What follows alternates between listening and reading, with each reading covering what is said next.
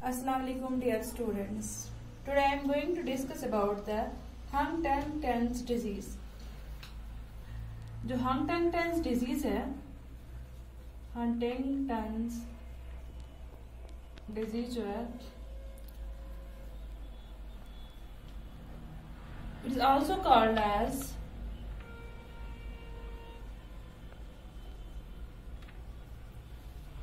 Huntington's chorea. It's also called as Huntington's chorea, or it's also called as dancing movement disorder.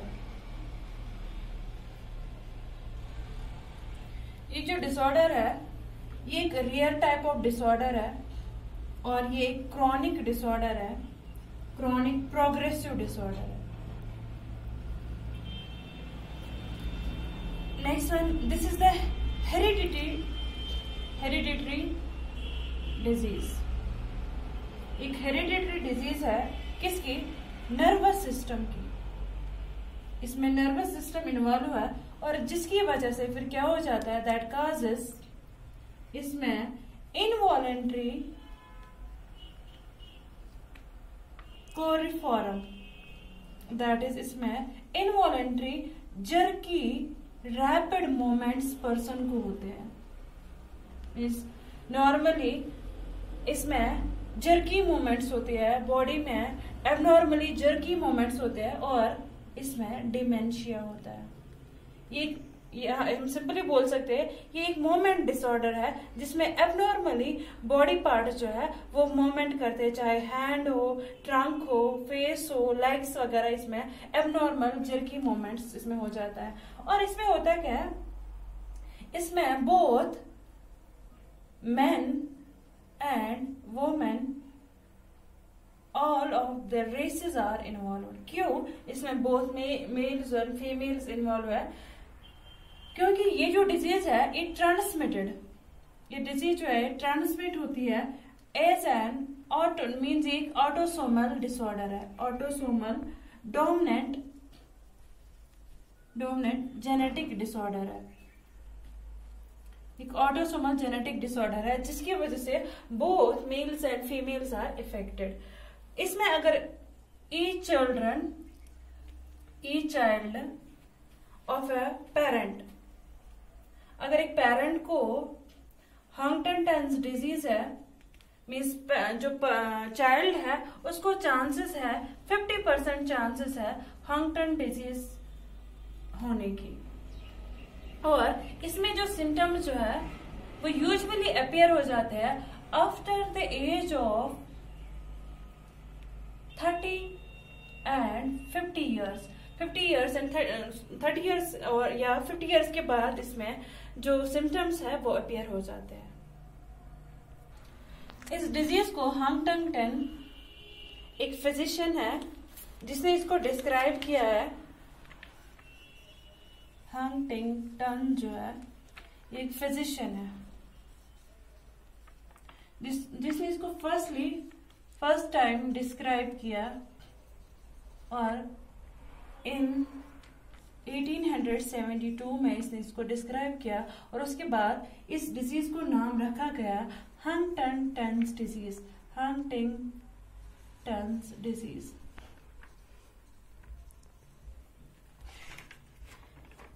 जो ये Huntington's disease है, अगर इसके symptoms जो है वो अपीयर हो जाएंगे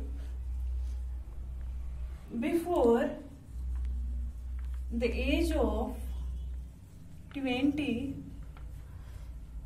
then it is called as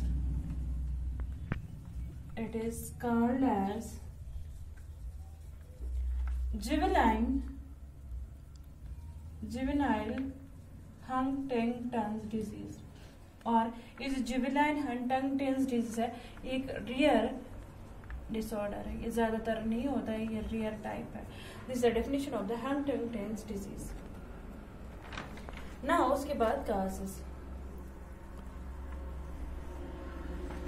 जो हंटिंगटन्स डिजीज है it is caused by inherited defective genes. it is caused by an inherited defect in a single gene। ये जो हंटिंगटन्स डिजीज है ये इनहेरिटेड डिफेक्टिव जीन्स की वजह से हो जाता है। इसमें क्या होता है, ये जो डिजीज है ये ऑटोसोमल डिजीज है, ऑटोसोमल डोमिनेंट डिसऑर्डर है, ऑटोसोमल डोमिनेंट डिसऑर्डर है। That means a person needs only one copy of defective gene. Person को चाहे एक ही कॉपी किसकी, डिफेक्टिव जीन की, ओनली वन कॉपी जो है ये काफी है टू डेवलप, जीन जो है काफी है to develop this disorder. Usually इसका काज जो है दैट इज ये इनहेरिटेड डिफेक्टिव डिजीज, हेरिडिटी, ये जीन म्यूटेशन की वजह से ये डिजीज हो जाती है। This the causes. Now pathophysiology.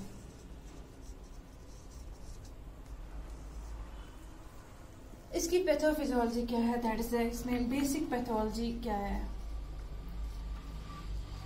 Basic pathology इसमें क्या हो जाता है, इसमें प्रीमेचर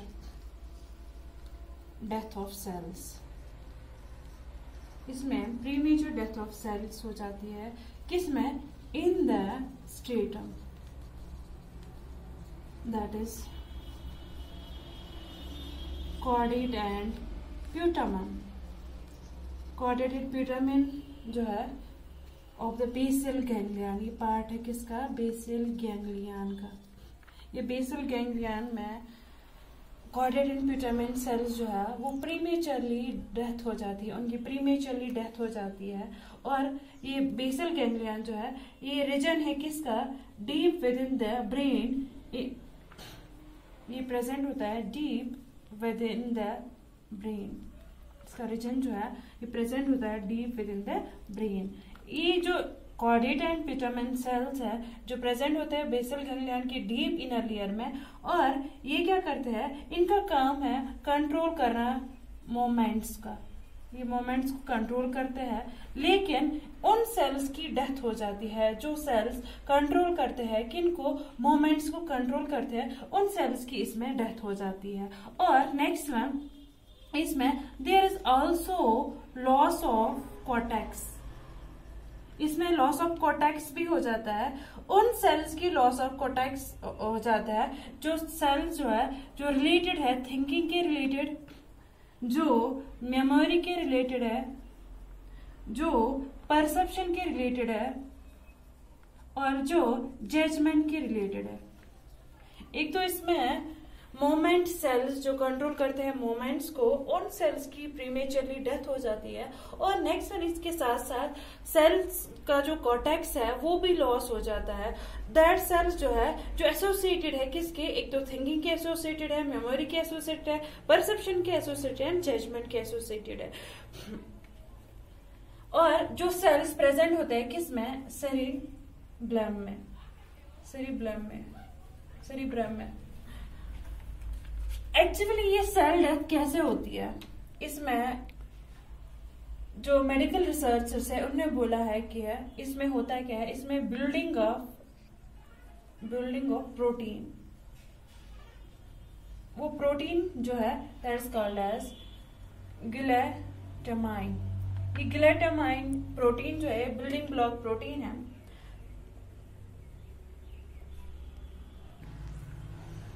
जो building block protein that is called as glutamine. ये रिसर्चर्स का मानना है जो ये गिलेटामाइन है, इसमें क्या होता है, इसमें एबनॉर्मली ये गिलेटामाइन कलेक्ट हो जाता है, ये एबनॉर्मली कलेक्ट हो जाता है, जमा हो जाता है in the cells of nucleus. In the cells of nucleus ये जमा हो जाता है, और जिसकी वजह से सेल जो है that causing the cell death, तो उसकी वजह से सेल की जो सेल जो है उसमें डेथ हो जाती है। रीजन क्या है इस सेल, ये क्यों particular cells, the reason that protein destroying only certain brain cells, ये इसका रीजन ये पता ही नहीं है कि ये प्रोटीन जो है जब ये कलेक्ट हो जाता है न्यूक्लियस में, एब्नॉर्मली कलेक्ट हो जाता है, ये सर्टेन ब्रेन सेल्स को क्यों डिस्ट्रॉय करता है, क्यों इनकी डेथ हो जाती है, दैट इज अननोन। ये पता ही नहीं है कि ये सर्टेन सेल्स की डेथ क्यों करता है। This the pathophysiology of Huntington's disease. उसके बाद signs and what are the signs and symptoms of Huntington's disease?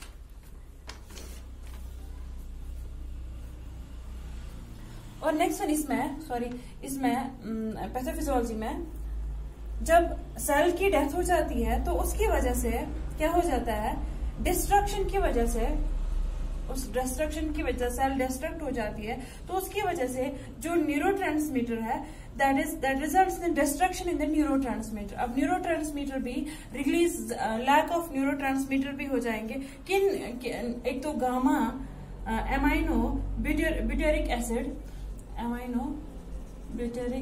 Acid, ये भी एक न्यूरोट्रांसमीटर है। एंड एसिटाइल कोलिन जो है ये भी रिलीज नहीं हो जाएगा। जब ये neurotransmitter that is GABA and acetylcholine जब रिलीज नहीं हो जाएगा तो उसकी वजह से नर्व एक्टिविटी जो है वो लॉस हो जाएगी। This is pathophysiology. ना उसके बाद साइंस सिम्टम में इसमें यूजुअली ये जो डिजीज है that is the disease of the moment disorder.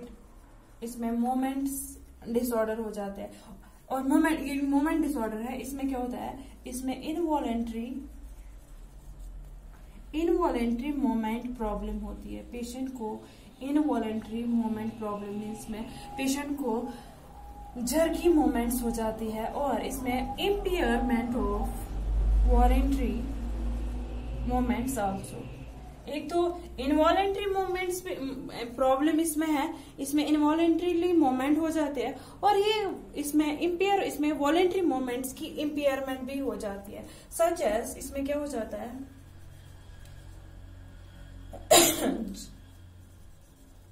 Jerking और राइटिंग मोमेंट। एक तो इसमें जर्किंग मोमेंट्स होते हैं और राइटिंग मोमेंट, इसलिए इसको बोलते हैं कोरिया। दूसरा इसका नाम जो है दैट्स, इसलिए इसको बोलते हैं कोरिया। मीन्स इसमें मोमेंट्स होते हैं, किसमें, लिम्स में मूवमेंट होती है, एबनॉर्मली मूवमेंट होते हैं, ट्रंक में मूवमेंट होता है और फेशियल मसल्स में इसमें मूवमेंट होते हैं। नाउ अनदर सिम्टम्स, इसमें मसल प्रॉब्लम होती है। मसल प्रॉब्लम में क्या होता है, इसमें रिजिडिटी होती है, मसल रिजिडिटी होती है और मसल कंट्रैक्चर।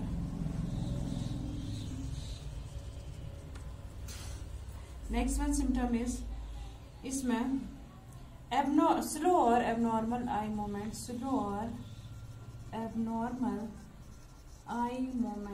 होते हैं।